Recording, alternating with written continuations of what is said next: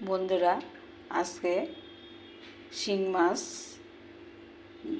দিয়ে আর ওই কাঁচা কলা দিয়ে একটা রেসিপি তোমাদের সঙ্গে শেয়ার করব। কাঁচা কলাতে আমি কেটে হলুদ দিয়ে একটু ফাঁপিয়ে নিয়েছি।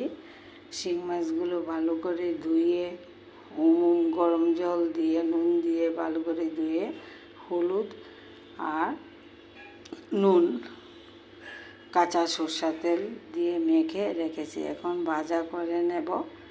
পরপর মাছগুলো ভাজা করে কাঁচা কলাগুলো ভাজা করে নেব। আজকে শিং মাছ কাঁচা কলা দিয়ে রেসিপিটা শেয়ার করব।